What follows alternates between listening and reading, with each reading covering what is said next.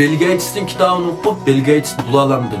Üç parçalık haqida Qur'an'ı okup Joe Bullion bulalamdım. Elbette bulanmayman, şunami? Emsi kitap okuganning nima foydasi bor? Kitap degan bir o'lik narsa, uning to'q foydasi yo'q.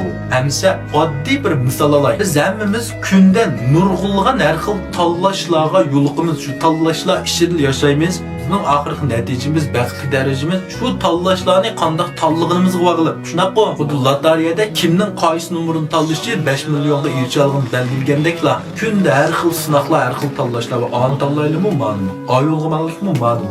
Maqzon olaymi, ma'lum. On sataymi, ma'lum. Man keymi, adamı. Bekçik bundaq ish. Hem shundaq vaqtda biz kallimizdan so'raymizdan, menimizdan usul talab qilamiz. Hem biz menimizni mush vaqt bir yig'in zali deb tasavvur qilaylik.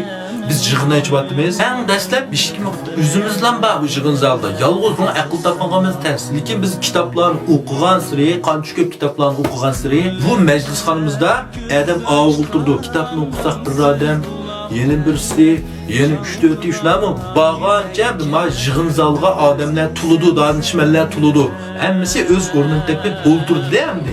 Bizga lazım bo'lganda, bayog'idek tanlashlar yo'liqqanda, mushular yüzüden o'tgan erik tajribasini darhol bizga qo'l ko'tarib deb birdi, bizga uchur bayon qilib birdi.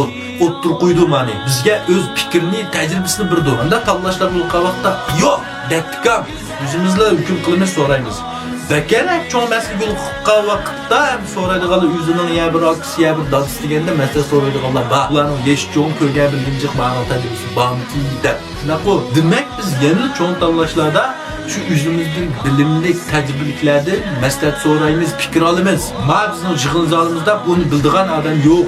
Bunda biz qancha ko'p kitap okusak, qancha ko'p tecrübeleri kalımız qaçılıvasak, qancha ko'p modellerge erişsek, bizning bu tanlashlardan olgan to'g'ri tanlash bayanlarımız ko'payib mangdu. Eng to'g'ri, hem o'zimizga eng mos keldig'ini tanlay olamiz. Chunki o'zimiz eng tushundig'ini biz, qalbimizdagi tajriba eng mo'lim biz bo'ldik. Bu yerdagi tanlashlarimizni to'g'ri mos keldig'ini tanlagandan keyin bizning natijamizmi o'zimiz xo'shildigan, ko'nglimiz yoqadigan natijalarga erisha olamiz. Turmushimiz barbara yaxshilanib mangdu. Bundaqda o'ylab bakmisiz, oxirgi qatim qachon kitob varaqlagansiz? Oxirgi qatim qachon kitob sotib bilguncha qo'rqmay o'qib qo'yganlar. Bunday o'z mazmuni yaxshi, ba'zi arzon kitoblarni sotib olmoqchi, shundaq mazmunlarni anglamoqchi bo'lgan do'stlar, meni qo'shib olishni unutib qolmanglar. Rahmat.